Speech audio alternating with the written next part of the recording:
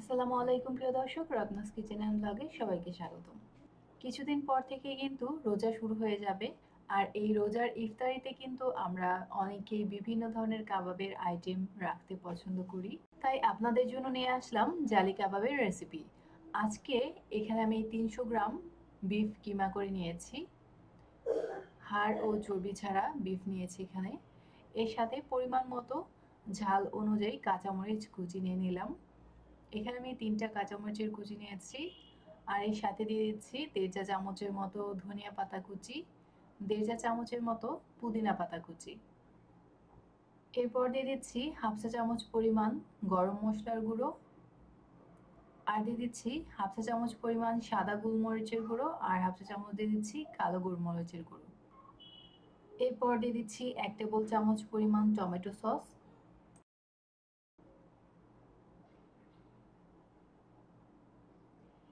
এবার এর সাথে অ্যাড করছি একদম মিহি কুচি করা পেঁয়াজ কুচি।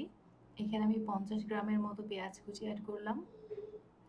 আর যেহেতু আমি আজকের এই কাবাবটাকে কিছুটা অংশ ফ্রোজেন করব, এজন্য এর সাথে কিছুটা লেবুর রস অ্যাড করে দিচ্ছি। এখানে আমি 1 টুকরো লেবুর রস অ্যাড করেছি, আর সাথে 1 চা চামচের মতো হোয়াইট ভিনেগার অ্যাড করে দিয়েছি। দিয়ে দিচ্ছি 2টা ডিম।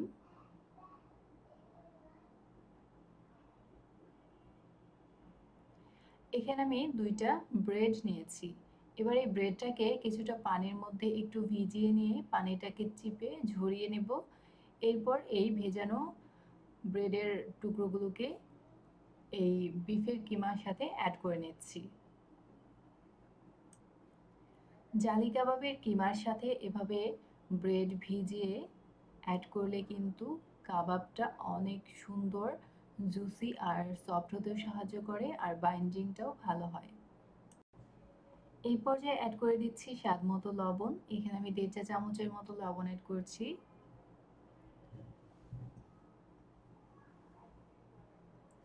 এই পর্যায়ে সবগুলো উপকরণ হাত দিয়ে কচলে কচলে খুব ভালোভাবে মেখে নিব। কিমাটাকে খুব ভালোভাবে মেখে নিলে কিমাটা কিন্তু খুব সুন্দর একটা সফট আর স্টিকি ভাব চলে আসবে। এতে করে কিমার বাইন্ডিংটা ভালো হবে, কাবাবের স্ট্রাকচারটা সুন্দর হবে, আর ভেঙে যাওয়ারও চান্স থাকবে না। তো যখন এরকম কিমাটা মাখাতে গিয়ে যদি মনে হয় যে একটু সফট আছে, সেক্ষেত্রে আপনারা চাইলে সামান্য পরিমাণ ময়দা এবং ব্রেড ক্রাম্বস ইউজ করতে পারেন, অথবা টোস্ট বিস্কিটের গুঁড়োটাও ইউজ করতে পারেন। আজকে আমি বাইন্ডিংয়ের জন্য এখানে টোস্ট বিস্কিটের গুঁড়োটাই নিয়েছি। প্রফেশনালি আমরা বাইরে যেভাবে দোকানগুলোতে কাবাব কিনে খেয়ে থাকি, সেখানে কিন্তু টোস্ট বিস্কিটের গুঁড়োটাই মূলত ইউজ করে থাকে। আপনারা চাইলে এখানে ব্রেড ক্রাম্বটাও ইউজ করতে পারেন। তো আমার কাছে মনে হচ্ছে এখানে কিছুটা টোস্ট বিস্কুটের গুঁড়ো ইউজ করতে হবে এখানে বাইন্ডিংটা একটু সুন্দর। টোস্ট বিস্কিটের গুঁড়ো হোক অথবা সামান্য পরিমাণ ময়দাই হোক, যেটাই আপনারা ইউজ করেন না কেন, একটু কম পরিমাণে অথবা পরিমাণ মতো ইউজ করার চেষ্টা করবেন।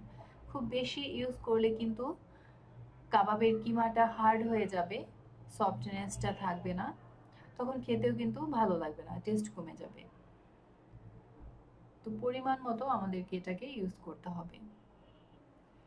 আপনারা যারা অথেন্টিক সব রেসিপিগুলি পেতে চান, অথেন্টিক হোটেল স্টাইলের রেসিপিগুলি পেতে চান, আশা করব তারা অবশ্যই আমার চ্যানেলটি সাবস্ক্রাইব করে সাথে থাকবেন।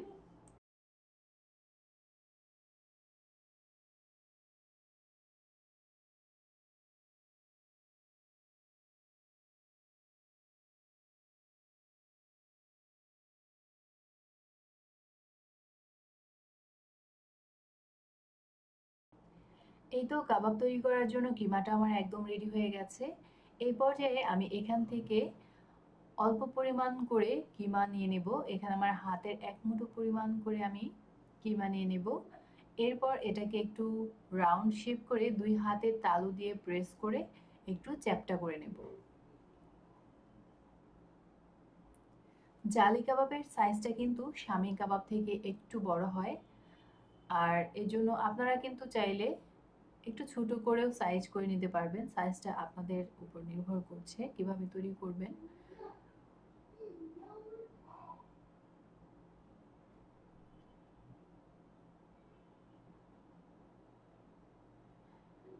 এই তো এরকম করে সাইজটা করে নিয়ে আমি এখানে টোস্ট বিস্কিট গুঁড়ো করে নিয়েছি। এবার টোস্ট বিস্কিট দিয়ে এভাবে কোট করে নেব। সবগুলো কাবাব এরকম তৈরি করে কোট করে নিয়ে আমি এটাকে চিলারে রেখে দিব, অথবা আপনারা নর্মাল ফ্রিজে রেখে দিতে পারেন 15 থেকে 20 মিনিটের জন্য। এটা রেস্টের জন্য রেখে দিতে হবে। এতে করে কাবাবটা ভাজার সময় আর ভেঙে যাবে না। এই তো চলে আসছি 15 থেকে 20 মিনিট পর। এখানে দেখেন সবগুলো কাবাব আমি এখানে টোস্ট বিস্কিটের গুঁড়ো দিয়ে কোট করে নিয়েছি। তো এখানে আমার 10 পিসের মতো হয়েছে কাবাব। এই পর্যায়ে একটা প্যানে আমি পর্যাপ্ত পরিমাণে তেল গরম করে নিয়েছি, আর এখানে আমি একটা ডিম ফিটে নিচ্ছি। এবার এই ডিমের মধ্যে টোস্ট বিস্কিটের গুঁড়ো দিয়ে কোট করে রাখা যে কাবাবগুলো তৈরি করেছি সেগুলো একটা একটা করে এরকম ডিমের বেটারের মধ্যে ডিপ করে নিয়ে গরম তেলে ফ্রাই করে নেব। আর চুলার তাপটা কিন্তু লোতে রেখেই এই কাবাবগুলো ভেজে নিতে হবে। আমি কিন্তু আজকে সবগুলো কাবাব ভাজবো না, কিছু কাবাব আমি ফ্রোজেন করে রেখেছি, তাই জন্য আমি এখানে একটা ডিম নিয়েছি। আপনারা কিন্তু যখন বেশি করে ভাজবেন তখন আপনাদেরকে ডিমের পরিমাণটাও একটু বাড়িয়ে নিতে হবে।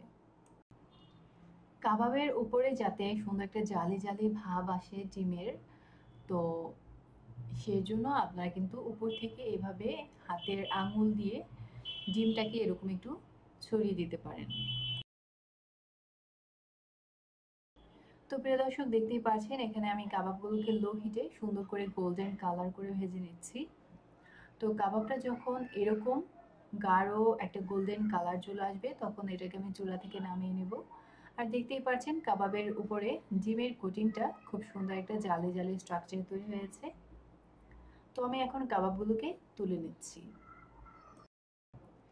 আর প্রিয় দর্শক, আজকের এই জালি কাবাবটা দেখতে যতটা লোভনীয় হয়েছে, খেতেও কিন্তু বেশ ভালো হয়েছে।